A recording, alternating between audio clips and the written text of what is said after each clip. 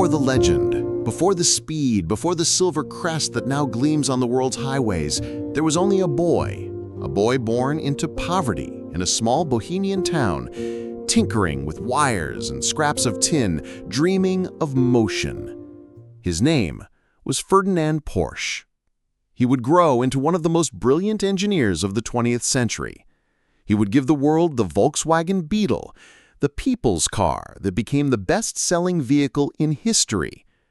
He would design racing machines that broke records and sports cars that defined desire itself. His vision would shape Porsche, one of the most iconic brands in the world. But hidden in that brilliance lies a truth the world does not easily tell. Ferdinand Porsche was not only the father of beloved cars, he was also a man entangled with the Third Reich. His factories used forced labor. His tanks roared across battlefields. He stood beside leaders who brought terror and ruin. This is not a story of black or white, hero or villain. This is a story of contradiction, genius and guilt, innovation and complicity, light and shadow. The untold truth of a man who changed how humanity moves and who forces us still to ask what it means to create, to compromise, to carry both brilliance and burden. Tonight, we open the hidden pages of history. This is Ferdinand Porsche, Untold Truth, the man behind legendary cars. There is a photograph you never forget. Ferdinand Porsche, in a tailored coat, standing tall next to a man whose name will be burned into history, Adolf Hitler. Around them are SS officers, banners, and a ribbon-cutting ceremony that looks like triumph. In the background, the empty fields of Fallersleben, soon to be a city built for making a car for the people. That single frame contains a paradox in black and white, invention and complicity, genius and conscience, the quiet of a workshop, and the roar of a regime. 2 minutes into this story, you must feel both dazzled and unsettled. We begin not in a laboratory, but with a photograph, because the image forces us to hold two truths at once, that Ferdinand Porsche was one of the greatest engineers of his age, and that his greatest achievements were entangled with one of history's darkest moments. The question that will haunt these chapters is not only how he made the car, but how the car made history, and how a man's work can be both miracle and moral question. Ferdinand Porsche's workshop was always a place of exactness. Screws aligned, tolerances measured with surgical care, drawings were nearly sacred. There he built engines and ideas. Yet outside, nations and leaders moved like weather, and engineers are vulnerable to storm. Porsche's life lived between the calm of the bench and the swelling national passions of the 1930s and 1940s. He met heads of state. He visited Ford's factories in Detroit. He explored airship motors and raced prototypes down dusty tracks. He loved machines with a devout, almost religious fervor. But the photograph reminds us that technology is never neutral. The same mind that sketched elegant air-cooled engines would later design tanks and work hand in glove with the political tools of the Third Reich. The same hand that tuned a quiet hybrid for Vienna's boulevards was asked to design mass-produced cars for a people's program, and then to convert factories into instruments of war. The breathless beauty of engineering can become the breath of destruction when politics pushes, and the engineer must choose, or not choose. So we begin with that picture as a lens. Watch the posture of Porsche, precise, professional, a man accustomed to giving orders to metal. Watch the flags behind him, symbols of a state that will demand more of its citizens than any inventor could foresee. Over these chapters, we will follow the sound of his machines, their whisper and their roar, and trace how one man's obsession with motion came to intersect with history's terrible momentum. We will also listen for what the photograph does not tell: the late nights in the workshop, the small acts of improvisation, the private disappointments, the family conversations, the moral murmurs that rarely make the official record. This is a story about machines, yes, But more sharply, it is a story about choice. When skill meets power, what responsibilities flow back to the creator? Ferdinand Porsche's life will compel us to answer in our own minds whether technical genius can ever be disentangled from the uses to which it is put. That photograph is the hinge. We will pry it open. Ferdinand Porsche was born in 1875 in Maffersdorf, a Bohemian town that smelled of metal and steam, of textile looms and the tang of tin. His father, Anton Porsche, ran a successful tinsmith business, ovens, pipes, everyday metalware that kept houses warm and kitchens working. The household pulse was practical and exacting. The workshop was where tools taught lessons that schools could not. Young Ferdinand learned to listen to metal the way other boys listened to music. He learned rhythm in hammers and patience in solder. There is tenderness in that image, a small boy wiring the family home to the new town electricity, a boy who peered at the engineers installing the grid and asked more questions than any adult thought polite. He made a little battery circuit in the attic. He rewired the house. In a town where a textile factory had just been electrified, he discovered what engineers discover early, that power is both a possibility and a responsibility. Anton's suspicion of this interest was not cruelty, but fear. New machines threaten old livelihoods. Yet the boy persisted. At 18, Ferdinand left for Vienna, where the city buzzed with new currents, lights, telegraphs, motors. He apprenticed with Bela Egger & Co., learned more about electrical systems, and studied by night at the Vienna University of Technology. He was not from an elite household. He had no gilded entrance to invention. He had instead a stubborn appetite for understanding how things moved and why. Where others saw mere parts, he saw systems. Where others saw wires and coils, he saw possibility. He designed a hub motor, a wheel with its own engine, an idea that sounds modern today but was radical then. It revealed his tendency to think differently, not merely to assemble, but to integrate. The early experiments with electrified carriages and hybrid designs were his laboratory. He was comfortable in the messy interzone where electric and petrol technologies met. He learned the harsh arithmetic of failure, exploded boilers, warped valves, engines that choked in the rain, and he learned to keep trying. This upbringing explains two things about Porsche that will recur: his appetite for practical invention and his impatience with public sentiment. He wanted machines that worked under real conditions, not laboratory fantasies. And when the world demanded scale, factories, roads, soldiers, his skills could be refocused. The workshop transcripts, the early patents, the small journal notes indicate a man who loved the detail of motion, yet could not remain indifferent when large projects beckoned. The seed was planted in Maffersdorf's wiring jobs and in the cold metal of his father's shop. A man who would later design a people's car was born out of daily repair and electrical curiosity. Vienna gave Ferdinand a stage, and his early work with Ludwig Lohner would show Europe that mobility need not scream.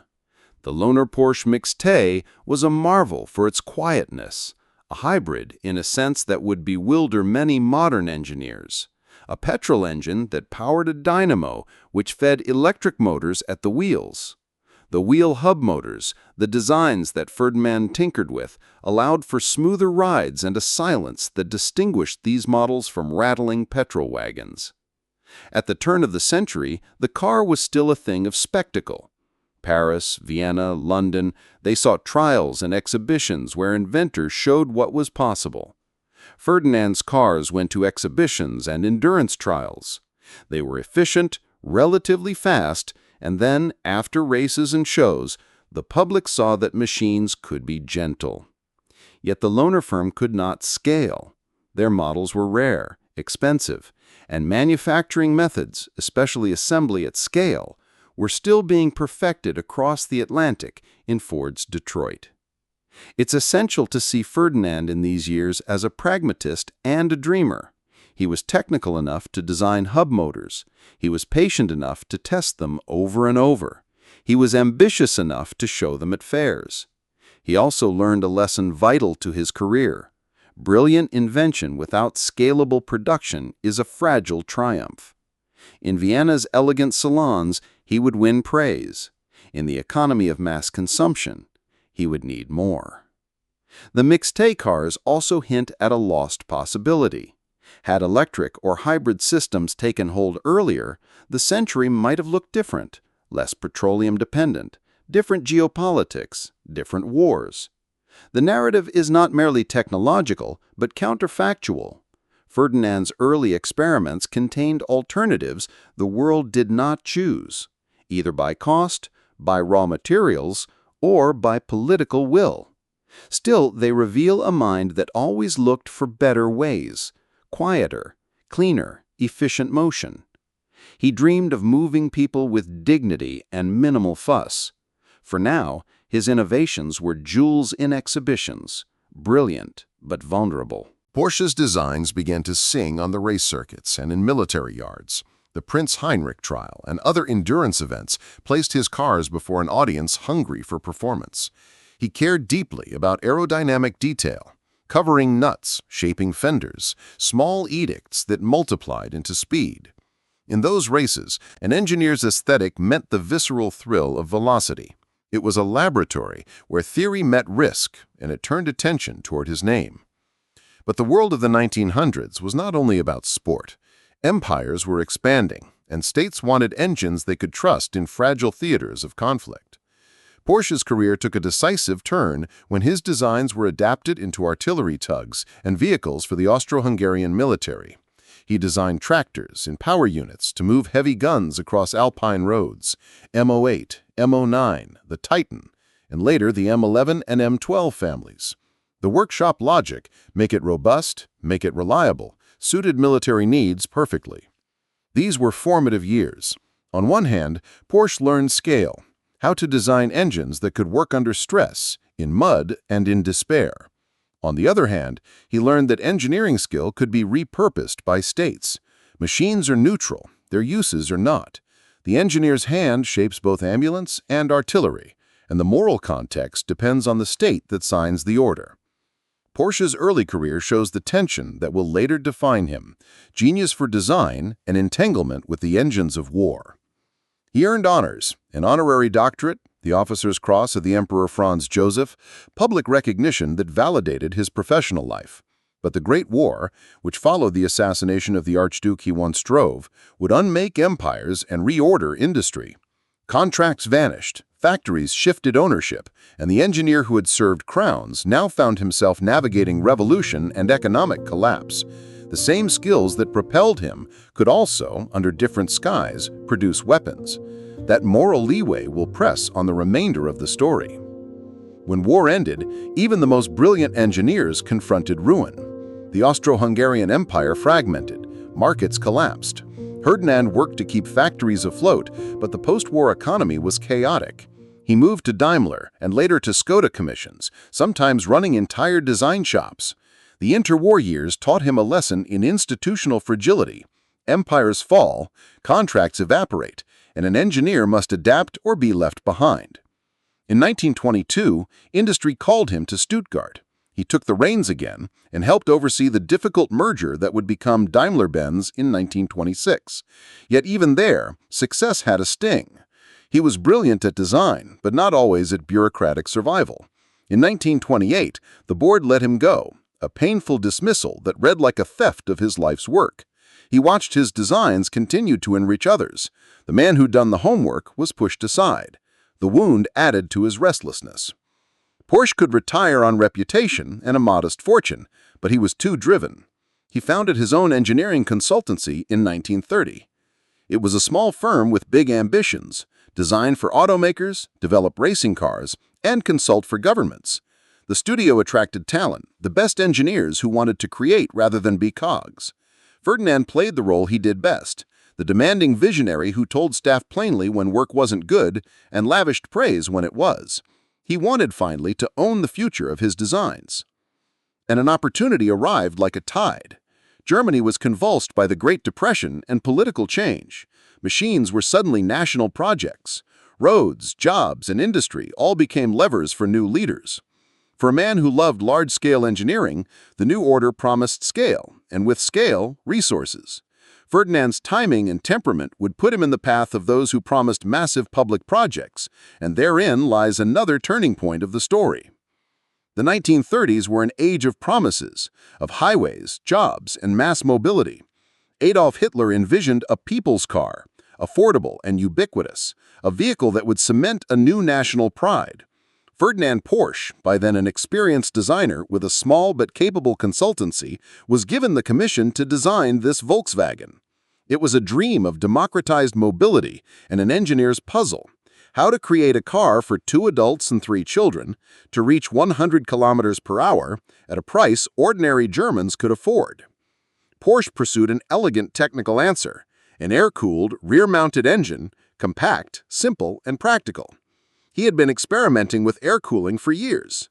The rear engine simplified drivetrain layout and gave the car balance. The design was not purely his. It borrowed and iterated on ideas circulating across Europe.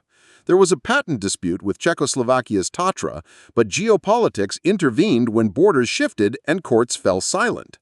Engineering brilliance met political leverage, and the plan moved forward. A new town rose around the factory in Fallersleben, what we know today as Wolfsburg. It was planned, built, and named within the program's rhetoric, a city of production for the people's car. Yet production did not follow the initial promise. Factories soon pivoted to military production as Europe marched toward war. The Volkswagen project became both symbol and instrument. The Strength Through Joy program folded the car into an ideology.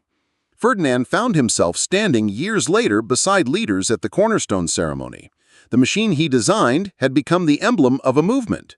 The moral question returned: can engineering remain innocent when the state repurposes it? While the Volkswagen carried the rhetoric of mass life, Ferdinand's other passion was speed. He collaborated on racing projects, the P-Wagon, and prototypes like the Porsche 64 that fused road usability with racing DNA. The Auto Union projects and Mercedes-Benz's Silver Arrows became symbols of technological leadership in the 1930s. These machines were sleek and mercilessly efficient. They set records and fed national prestige. Racing was also political theater. Victories on circuits translated into proof of national vigor. Funding arrived from sources eager to see German cars dominate. Porsche's work on these vehicles illustrated his capacity to merge aerodynamic thinking, engine efficiency, and manufacturing know-how. The craftsmanship was to a scale beyond boutique builds. It anticipated what large-scale industrial engineering would become. In these cars, the engineer's artistry shone brightly. And yet the gleam had a shadow. The same factories that forged trophies would soon forge tanks. Celebrated engineers moved from racetracks to war rooms. The talent that yielded gleaming speed would be rerouted into instruments for killing. The juxtaposition is bitter. Artful cars and monstrous uses, side by side in the engineer's ledger. Ferdinand's name would be attached to both triumphs, and history would later ask whether the applause made the engineer complicit. When war arrived, the region's factories did what factories always do under command. They shifted production. Civilians' cars fell away. Aircraft engines, armored vehicles, and tank components replaced sedans. Porsche and his studio designed heavy units, the VK45.01P hybrid tank prototype, and the Elephant tank destroyer later dubbed Ferdinand. These were feats of engineering, hybrid drivetrains, unprecedented weight classifications, and bold attempts to solve mobility at massive scale. Yet the production involved grim realities. To meet quotas and deadlines, the German industry increasingly relied on forced labor, prisoners of war, civilians from occupied countries, and those rounded into servitude. The Wolfsburg site, intended for Volkswagens, became an engine of the war economy. Reports indicate hundreds, likely many more hundreds of forced laborers worked in Porsche's plants during peak war years. The human cost, lives shortened, bodies broken, families torn, cannot be reconciled with technical brilliance. Ferdinand's proximity to power, party membership, and SS rank, his honors from the regime, complicates the moral ledger. Some engineers argued they had to comply or be replaced. Others used compliance for advantage. Whatever the motives, the consequences were real. Factories that once built sedans now produced components for bombing campaigns. The engineer's craft, once celebrated for elegance, was now yoked to violence. For the post-war world, that association would become the stain from which neither corporations nor individuals could easily free themselves. The 1930s also revealed darker turns inside Porsche's offices. Business decisions made under a shifting political climate had moral cost. Partners changed fortunes. Adolf Rosenberger, a Jewish entrepreneur and early partner who had provided capital and business skill to the firm, was pushed out as Nazi anti-Jewish policies made his presence inconvenient. His shares were redistributed. Rosenberger left Germany and endured exile. Later histories in the family's narrative would soften and obfuscate this episode. Contemporaneous records and later scholarship show how regimes' prejudices became tools for private enrichment. Meanwhile, Ferry Porsche, Ferdinand's son, rose into the business, a young man learning the craft in the shadow of his father's reputation. The family's firm grew, took contracts, and navigated politics. Some choices were pragmatic. Others were moral failures. The story of Rosenberger is not a marginal footnote, but a demonstration of how prejudice shaped corporate trajectories. It also shows the quiet dangers of operating within a system that discriminates. Business decisions that look like commerce are sometimes also acts of complicity. Wolfsburg is a city born from a promise. Planned to serve the Volkswagen plant, it epitomized modern industrial urbanism. Housing blocks, services, the rhythm of production. The planned utopia promised a car for every family. But the factory's pivot to wartime production meant the Beetle's mass production never fully realized pre-war. Instead, machinery and labor were diverted to the military. Fallersleben, Wolfsburg, became a node in a wartime industrial machine. Images of new workers arriving, of rows of cots, of assembly lines switching from civilian parts to armor, these are vivid and hard to reconcile with the dream that birthed the town. The human stories are mixed. For some, employment offered relief in a shattered economy. For others, the work was coercion or cruelty. The factory was both shelter and stage for darker politics. In the end, Wolfsburg would survive the war, become a center of the post-war Volkswagen success, and carry the contradiction of its inception like a scar. The city's prosperity would be built atop a complicated big rock. When the Third Reich collapsed, so did many man's certainties. Ferdinand Porsche was arrested in late 1945 and spent time under detention and in France, where he provided engineering advice, sometimes under duress at Renault, while authorities investigated wartime collaboration and the use of forced labor. The denazification and prosecution processes were messy and incomplete. Courts and investigators ultimately concluded Porsche was not personally responsible for forced labor policies at the managerial level, sometimes citing the appointment of Nazi overseers like Albert Speer and the practical command structure of wartime industry. Still, moral questions remained. The technical expertise of men like Porsche made them valuable to Allied reconstruction efforts. Engineers were in demand. He was moved between house arrest and consultation, and eventually released in 1947. Critics called the arrangements lenient. Supporters argued that engineering skills were crucial to rebuild civilian industry. In the post-war scramble, moral clarity was often shadowed by pragmatic reconstruction efforts. The man who had stood beside political power now stood with a different purpose: to watch his designs be repurposed for peace, if possible. While Ferdinand's legal status was being negotiated, Ferry Porsche, his son, quietly built a new beginning. In the small Austrian town of Gmund, Ferry and a small team hand-built what became the Porsche 356.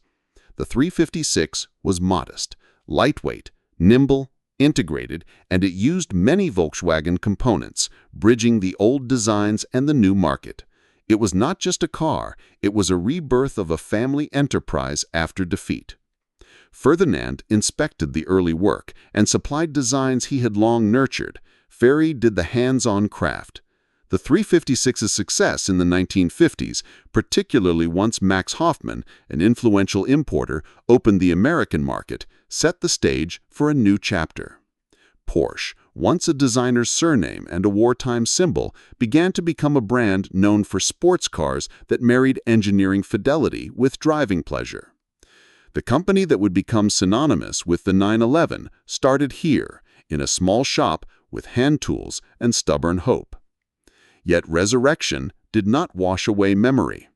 As the 356 and later 911 gained admirers in California and across the world, questions about origins lingered. Consumers loved the cars, but historians and survivors asked about the price of industrial success. The brand's transformation was both technical triumph and a moral negotiation. Porsche's story of revival demonstrates how industry can pivot toward beauty, but also how history insists that past complicities be recognized. In the aftermath of war, the Porsche name rested on fragile ground. Ferdinand, weary and aged, carried both the prestige of invention and the weight of political complicity. Into that tension stepped his son, Ferdinand Porsche, a man who had inherited both his father's genius and his father's burdens. Ferdinand had grown up in workshops, his childhood more about pistons and crankshafts than toys. But now, the empire needed new leadership. At Gmund, Austria, in a modest wooden shed, Ferdinand sketched a car that would save the family name. Unlike the grand tanks or the ill-fated Volkswagen factory, this car was intimate, light, elegant, affordable for enthusiasts.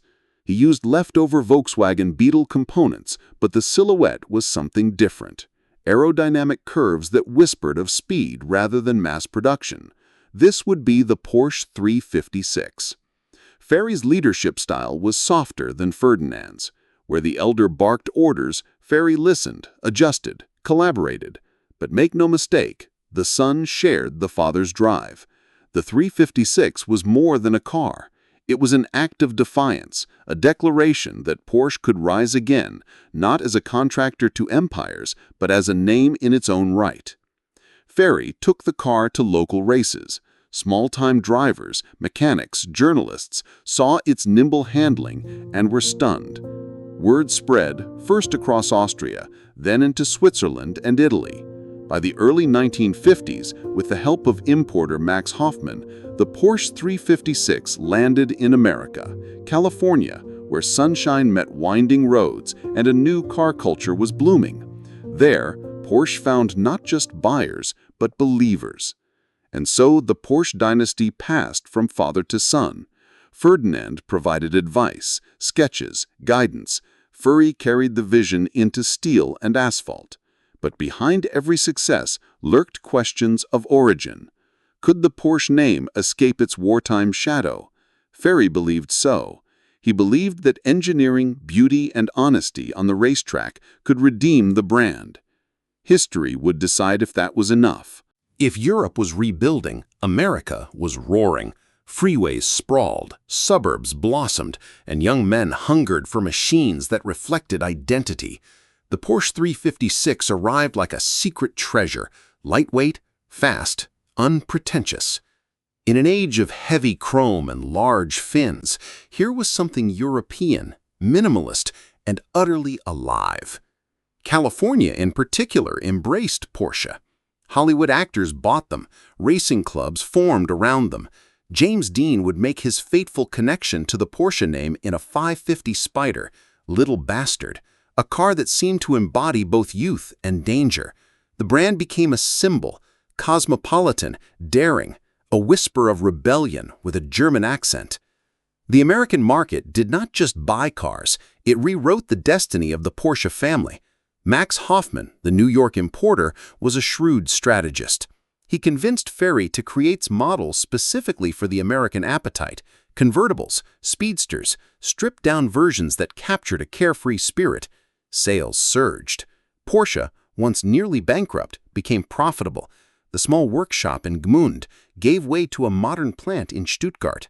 For Ferdinand, America was more than profit. It was vindication. His family's name had been whispered in connection with war crimes and collaboration. Now, on American highways, the name Porsche was shouted with joy. Speed and beauty were rewriting the family legacy. Yet even in the glow of success, reminders of the past would not vanish. Survivors remembered forced labor in Wolfsburg. Historians dug into archives. Porsche's revival was real, but so was the unresolved history. Thus, the paradox deepened. The Porsche badge stood for freedom and speed in Malibu, while in Europe it still carried echoes of darker uses. The brand's future would depend on whether its cars could carry more than passengers, whether they could carry redemption. By the early 1950s, Ferdinand Porsche was a man both celebrated and haunted. He had been released from French custody, returned to Germany, and watched his son turn sketches into successes. But his health was fading. The man who had once stood beside dictators, who had once demanded perfection in every bolt, now sat quietly at the edge of meetings, his mind sharp, but his body failing. He saw the Porsche 356, inspected its lines, smiled at its balance. In it, he recognized echoes of his earliest loaner designs, compact, efficient, forward-thinking. In this car, perhaps, he glimpsed a different path, one less entangled in politics. He knew that Ferry had saved the family name from oblivion. In January 1951, Ferdinand Porsche died at the age of 75. His funeral was attended by admirers, by workers, by family, by figures of the new automotive industry. For some, he was the father of the Volkswagen, the genius who gave the world affordable cars. For others, he was a compromised figure, too close to the machinery of war. His coffin carried both honor and doubt. In death, as in life, Ferdinand Porsche embodied contradiction, the visionary who pioneered hybrid cars, the engineer whose tanks scarred battlefields, the father of Volkswagen, and the grandfather of Porsche sports cars. His story would never be simple, and perhaps that was the truest reflection of the 20th century itself: brilliance and brutality, innovation and complicity, side by side. If the 356 saved Porsche, the 911 made it immortal. In the early 1960s, Ferry and his team began to envision a successor. The challenge was enormous: create something modern, faster, more powerful, yet unmistakably Porsche. The result, unveiled in 1963, was the Porsche 911, rear-engined, air-cooled, with a silhouette so distinctive it became a brand in itself. The 911 was not just a car, it was a philosophy. It balanced usability with performance, tradition with innovation. Journalists raved, drivers fell in love. Soon it was dominating rallies, races, and highways alike. The sound of its flat-six engine became music for enthusiasts. The 911 also cemented Porsche's cultural role. In films, on posters, in garages of the wealthy and the dreamers alike, the car represented not just transportation, but aspiration. Unlike Ferrari, Porsche seemed approachable, a car you could drive daily, but also take to a racetrack. It became a bridge between ordinary life and extraordinary speed. With the 911, Ferry Porsche secured what his father never fully had: not just recognition for engineering brilliance, but affection. The world didn't just respect the 911, it adored it. And in that adoration, the family name found partial absolution. The ghosts of Wolfsburg were not erased, but for a new generation of drivers, they were unknown.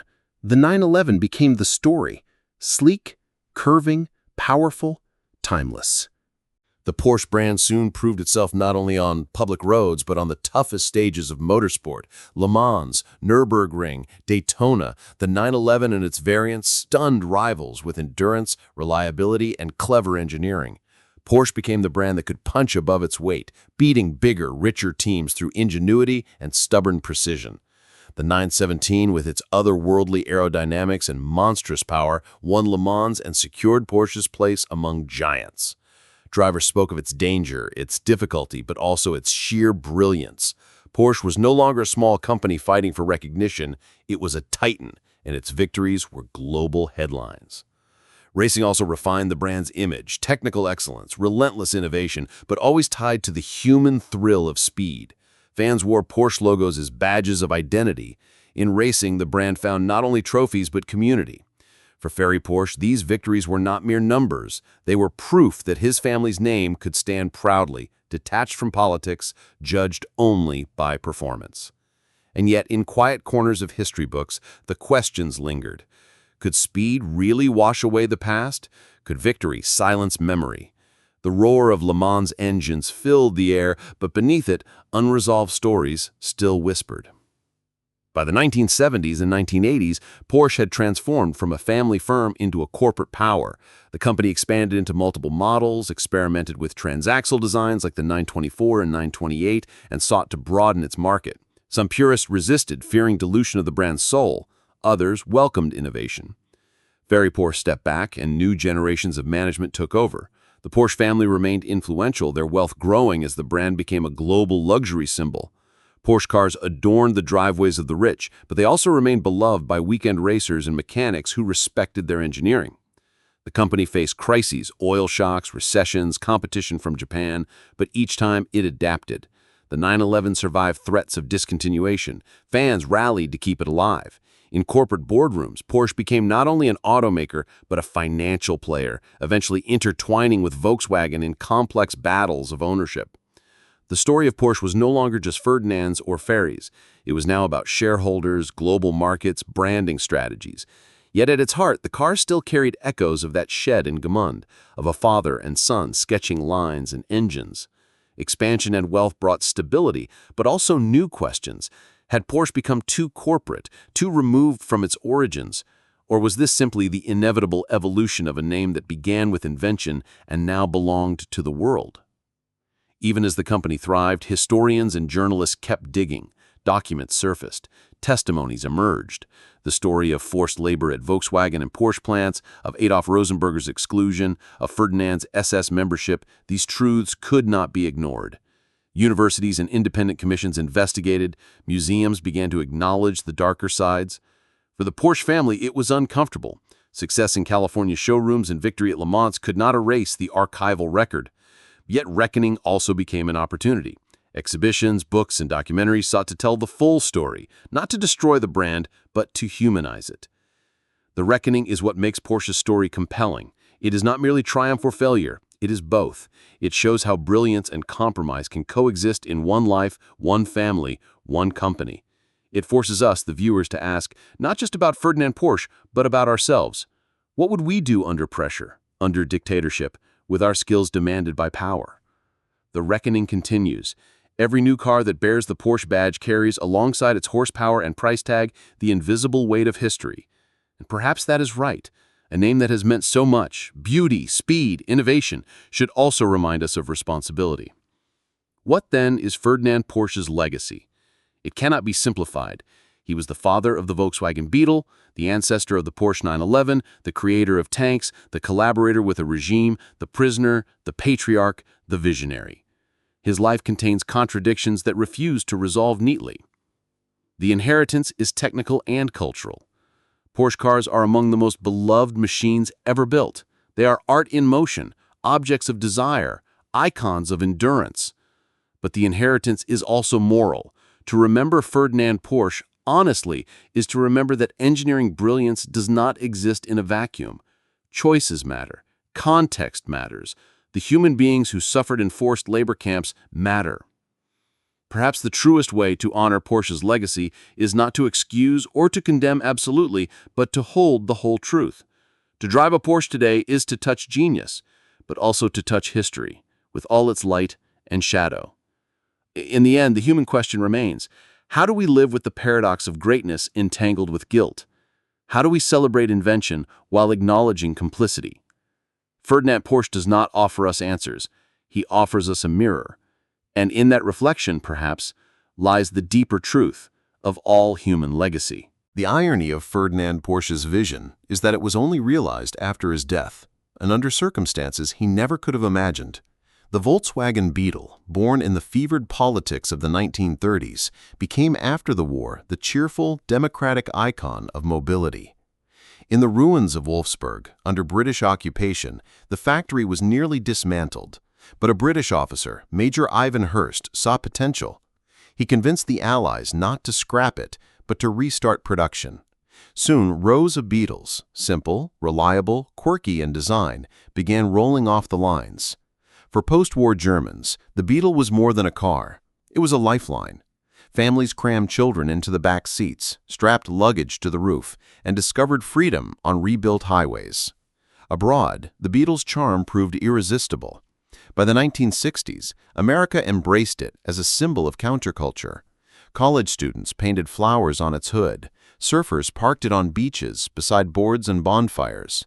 It was everything the propaganda posters of the 1930s had promised, but stripped of ideology, reborn as innocence. The paradox is profound. The car that had been tainted by association with dictatorship became in its rebirth a global ambassador of peace, love, and freedom. And Ferdinand Porsche, long gone, was remembered less as Hitler's engineer and more as the genius behind the car that made the world smile. History has a way of reshaping symbols, bending them toward unexpected meanings. The Beetle was proof. A machine carries not only the intent of its maker, but the imagination of those who use it. By the 1980s and 1990s, Porsche was no longer a fragile family workshop or a boutique racing outfit. It was an empire, a global luxury brand, a cultural force. Yet it was also a family business, shaped by boardroom dramas and dynastic struggles. The Porsche and Piech families, descendants of Ferdinand, wielded influence like rival houses in a Shakespearean play. Under their leadership, Porsche diversified. SUVs like the Cayenne, sedans like the Panamera, hybrids, and eventually electrics. Purists protested. Wasn't Porsche supposed to be about lightweight sports cars? But the market proved otherwise. The Cayenne saved the company financially, opening new markets in America, China, and beyond. Meanwhile, the company's rivalry and eventual merger with Volkswagen created one of the most complex corporate sagas in modern business. At times, Porsche attempted to take over Volkswagen. At other times, Volkswagen absorbed Porsche.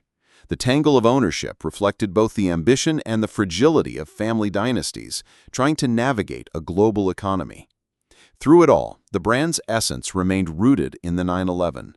Updated, refined, but never abandoned, the 911 carried the lineage of both Ferdinand and Ferry. Each new generation whispered the same message: precision, beauty, drive. Porsche had become a world power, but its beating heart was still a car born of obsession and persistence. The modern era showed that Ferdinand's legacy was not just a story of one man, but of a family, a company, a culture. His name was now etched into boardrooms, racetracks, and freeways alike. It was a story too large for one life to contain.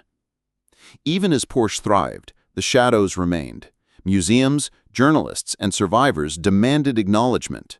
The company commissioned independent historians to investigate its wartime history. Reports confirmed what survivors already knew: forced labor, profiteering, complicity. The Porsche family, for decades, reluctant to face this past, began to accept the need for transparency. Memorials were erected. Exhibits in museums displayed photographs of laborers, names of the forgotten. Volkswagen, Porsche's corporate sibling, issued apologies and contributed to compensation funds. The process was uneven, sometimes criticized as too slow or too shallow, but it marked an attempt to reconcile engineering brilliance with moral responsibility. For enthusiasts, this history complicated their love. Could one admire a 911 and still remember the prisoners who once assembled tanks under duress? The answer, painful as it is yes. Human life is complicated. History is not a ledger to be balanced, but a story to be told whole. To love Porsche's cars is not to erase the suffering linked to their past. It is to hold both truths in the same breath: admiration and mourning, thrill and sorrow. In remembering the shadows, Porsche, as a brand, did something Ferdinand himself never fully did: confront, admit, reflect. It is in that confrontation that the company began to move closer to healing. If Porsche's past was darkened by war, its future sought redemption through innovation. The company poured resources into safety, fuel efficiency, and later, electrification. The Taycan, Porsche's first all-electric sports car, symbolized both continuity and change, the speed and thrill of a Porsche, but powered by clean energy.